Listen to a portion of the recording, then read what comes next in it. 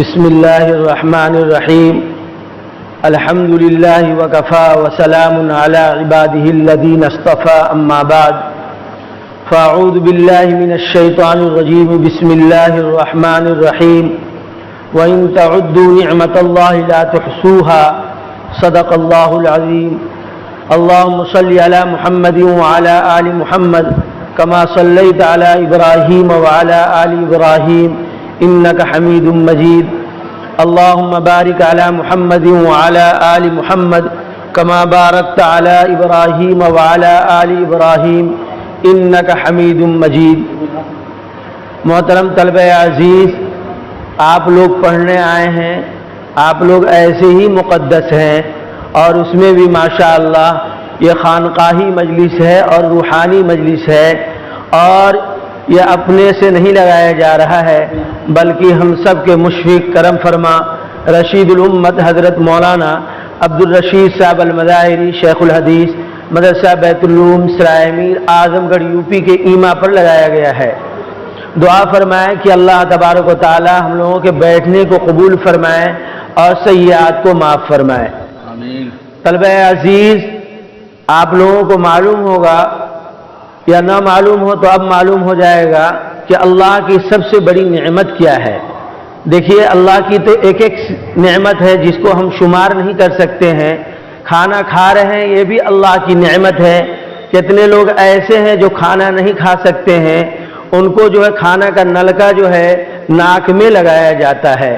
اللہ تبارک و تعالی کا کتنا کرم ہے اور کتنی مہربانیاں ہیں کہ اللہ ہمیں ہاتھ سے کھانا اپنے ہاتھ سے کھا رہے ہیں اور اندر جا رہا ہے. یہ اللہ کی بہت بڑی نعمت ہے. اللہ نے ہاتھ پیر دیا، یہ بھی اللہ کی بہت بڑی نعمت ہے. آپ دیکھ لیجئے جن کے ہاتھ پیر نہیں ہیں. اللہ نے ہمیں آنکھ دیا، یہ اللہ کی بہت بڑی نعمت ہے. جن کو آنکھ نہیں ہے، آپ جا کر کے دیکھ لیجئے بیچارے کیسی زندگی گزر بسر کر رہے ہیں. اس سے بھی بڑی نعمت اللہ نے قوت گویائی عطا فرمائی ہے، یعنی بولنے کی طاقت دی ہے. کتنے لوگ ایسے ہیں دنیا میں جو گونگے ہیں، بہرے ہیں، اور جو سن نہیں سکتے ہیں، دیکھ نہیں سکتے ہیں، بول نہیں سکتے ہیں. اللہ نے ہمیں جو ہے قوت سماعت بھی دی ہے، قوت گویائی بھی دی ہے، اور آنکھ ایسی نعمت عطا فرمائی ہے. یہ اللہ کا کرم ہے اور اللہ کی مہربانیاں ہیں. ایک سے ایک نعمتیں ہیں. آپ دیکھ لیجئے مدرسے میں آپ آئے ہیں، یہ بھی اللہ کی نعمت ہے. کتنے بچے ایسے ہوں گے جو گاؤں میں کھیل رہے ہوں گے، کوئی پوچھنے والا نہیں ہوگا. اللہ نے ان سب سے چن کر کے آپ کو لا کر کے جامع مسجد مدرسہ اسلامیہ سیتامڑھی میں لا کر کے بھرتی کیا، اور ایسے ایسے مشفق اساتذہ کی نگرانی میں آپ کو رکھ دیا. یہ بھی اللہ کی بہت بڑی نعمت ہے. تو نعمت کی قدردانی ہونی چاہیے اور شکر گزاری ہونی چاہیے. اللہ نے قرآن مجید میں ارشاد فرمایا، لئن شکرتم لازیدنکم، اگر تم نعمتوں کا شکریہ ادا کرو گے اللہ تمہاری نعمتوں میں اضافہ فرما دیں گے. اگر ہم ناشکری کریں گے تو ہماری پکڑ ہو جائے گی. یاد ہونا چاہیے کہ اللہ کے رسول صلی اللہ علیہ وسلم نے ارشاد فرمایا، خیرکم من تعلم القرآن وعلمہ، تم میں سب سے بہترین جماعت وہ ہے جو قرآن پڑھنے پڑھانے میں لگا ہوا ہو. اللہ نے خیر امت بنایا ہم لوگوں کو کہ اللہ نے یہاں لا کر کے جمع فرما دیا ہے. تو میں یہ کہہ رہا تھا کہ اللہ کی سب سے بڑی نعمت کیا ہے؟ یہ اسلام ہے. اللہ کی سب سے بڑی نعمت جو ہے کلمہ طیبہ پڑھنے کی توفیق عطا فرمائی اور جو ہے مسلمان کے گھر میں پیدا فرمایا. یہ سب سے بڑی نعمت ہے.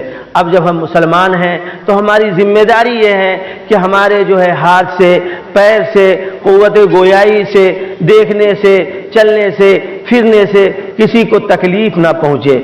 اگر ہم کسی کو تکلیف پہنچا دیتے ہیں تو آپ سمجھیے کہ آپ تو اسلام والے ہیں مگر جو ہے بہترین اسلام والے نہیں ہیں، بہترین مسلمان نہیں ہیں.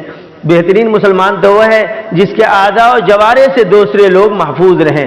آج جو ہے ہم لوگ پڑھنے کے لیے آئے ہیں اور یہ جو ذکر کی مجلس لگائی گئی ہے، اللہ نے قرآن مجید میں ارشاد فرمایا، یہ سب اللہ کی نعمت ہے کہ اللہ نے ہمیں عطا فرما دیا ہے، ذکر کرنے کی توفیق عطا فرما دیا ہے.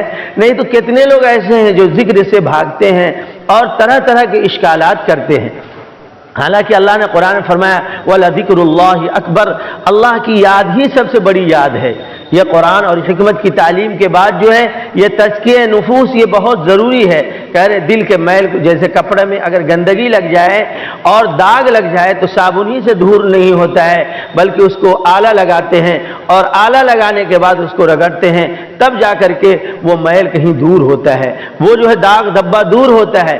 اسی طریقے سے دل میں داغ و دھبا جو لگتا ہے اس کو دور کرنے کے لیے کیا ہے، بخاری شریف کی حدیث ہے، آقا تاجدار محمد عربی صلی اللہ علیہ وسلم نے ارشاد فرمایا، جددوا ایمانکم بقول لا الہ الا اللہ، لا الہ الا اللہ، کہہ رہے لا الہ الا اللہ پڑھتے رہو، ایمان ہرا بھرا ہوگا، ایمان تازہ ہوتا رہے گا، ایمان پھلتا پھولتا رہے گا۔ تو میں یہ کہہ رہا تھا کہ آدمی کو جب داغ دھبا کپڑے میں لگ جاتا ہے وہ صرف صابن ہی سے دور نہیں ہو پاتا ہے، بلکہ اس کے لیے آلے کی ضرورت پڑتی ہے، دل میں بھی داغ دھبے لگتے ہیں، اس کو دور کرنے کے لیے وَلَذِكْرُ اللَّهِ اکبر، اللہ کے یاد سے دل کے داغ دھبے کو دور کریں۔ اللہ نے قرآن مجید میں ارشاد فرمایا ہے، یا ایھا الذین آمنوا اذکروا اللہ ذکرا کثیرا وسبحوہ بکرۃ واصیلا، اے ایمان والو ذکر کثیر کیا کرو۔ ذکر کثیر کیا ہے؟ خوب اللہ کو یاد کیا کرو، چلتے پھرتے اٹھتے بیٹھتے ہمیشہ اللہ کو یاد کرنا چاہیے، صبح و شام کا وقت متعین کر کے اللہ کو یاد کرنا چاہیے، اللہ نے جو نعمتیں دی ہیں اس کو ضائع نہیں کرنی چاہیے۔ بہرحال میں ابھی تقریر کرنے نہیں آیا ہوں، میں تو یہ کہنے آیا ہوں کہ یہاں بھی ایک معمول ہونا چاہیے۔ تو میں ابھی 12 تسبیح کے جو ہے تفصیلات بتلا کر کے 12 تسبیح اور پاس انفاس کرنے کا طریقہ بتلا دوں گا، اس کے بعد دعا ہو جائے گی، اسی پر عمل کرتے رہیں گے، انشاءاللہ فائدہ ہوگا۔ 12 تسبیح کیا ہے؟ جیسے جو ہے لا الہ الا اللہ، اس کو جو ہے 200 مرتبہ پڑھیں گے یا 400 مرتبہ پڑھ لیں لا الہ الا اللہ، اور 200 مرتبہ الا اللہ پڑھ لیں تو کتنا ہو گیا؟ 600، اور اس کے بعد جو ہے 600 مرتبہ اللہ اللہ پڑھ لیں، 1200 ہو گیا، اور اس کے بعد جو ہے 100 مرتبہ جو ہے کیا پڑھ لیں، اور اس کو پڑھ لیں کہ یہ ذکر جو ہے کبھی ختم ہونے والا نہیں ہے، اس کو بار بار پڑھیں گے۔ جیسے من الجنت والناس پڑھنے کے بعد پھر ہم لوگ جو ہے اولئک هم المفلحون تک پڑھتے ہیں۔ یہ تصوف کا ایک جو یہ ہے کہ ہم اپنے آپ کا تزکیہ کریں۔ اس کے بعد پاس انفاس کہتے ہیں، سانس سے دکان میں ہیں، مکان میں ہیں، جو ہے سامان خرید رہے ہیں، مگر دل اور سانس ہمارا اللہ اللہ بول رہا ہے۔ کیسے؟ سانس میں ہم بولیں گے اللہ، کیا بولیں گے؟ ہو، سانس ہی سے بولیں گے اور زبان سے نہیں بولیں گے، ذکر کریں گے، اس کے بعد دعا ہو جائے گی۔ دعا فرمائے تو یہ اللہ کی نعمت ہے کہ اللہ نے ہم لوگوں کو یہاں جمع فرمایا اور جو ہے ہم لوگوں کو مسلمان بنایا، یہ اللہ کی سب سے بڑی نعمت ہے۔ تو اس نعمت کی قدردانی کیسے ہوگی کہ ہم جھوٹ نہیں بولیں گے، غیبت نہیں کریں گے، چغلی سے بچیں گے، مکاری سے بچیں گے، عیاری سے بچیں گے، دھوکہ بازی سے بچیں گے، کبر سے بچیں گے، نخوت سے بچیں گے، بڑائی سے بچیں گے، جو کچھ بھی کریں گے۔ اور کسی کو اگر ایک کپ چائے بھی پلائیں گے وہ اس لیے پلائیں گے کہ اللہ راضی ہو جائے۔ کیا ہو جائے؟ اللہ راضی ہو جائے۔ کسی کا کوئی کام بھی کر دیں، ارے پیسہ تو اللہ مفت میں دے گا۔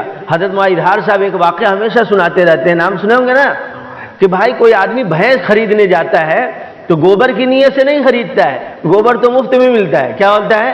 ہم لوگوں کے گاؤں دیہات میں تو گوبر بھی کام کا ہے نا، تو گوبر مفت میں مل جاتا ہے۔ تو کہہ رہے ہیں کہ چائے پلائیں گے، جو بدلہ اس کو دینا ہے وہ تو دے گا ہی، مگر نیت کو اگر ہم صاف کر لیں گے تو ہمارا فائدہ ہو جائے گا۔ کہہ رہے ہیں یہ تزکیے کا مقصد کیا ہے؟ حسن نیت۔ کہہ رہے ہیں نیت کی بہتری ہو جائے ہمارے اندر، نیت ہمارا صاف ستھرا ہو جائے۔ ہمارے جو ہے حضرت معاذ صاحب ابھی جو ہے تعزیتی پروگرام میں حضرت معاذ صاحب کے تشریف لائے ہوئے تھے، وہ فرما رہے تھے کہ ابھی تو ماشاءاللہ یہاں تو سب لوگ اکثر لوگ جو ہے حضرت عبد الرشید صاحب سے بیعت ہے ہمارے شیخ سے، کہہ رہے تھے کہ ابھی جو ہے عالم علماء صرف پڑھنے ہی پڑھانے کو سمجھتے یہ کام ہے، دوسرا کام یہ بھی ہے تزکیہ نفوس، کہ ہم اپنا تزکیہ کرائیں۔ تزکیہ کس سے کرائیں گے؟ کسی اللہ سے جڑ ہی کر کے کرائیں گے نا بھائی۔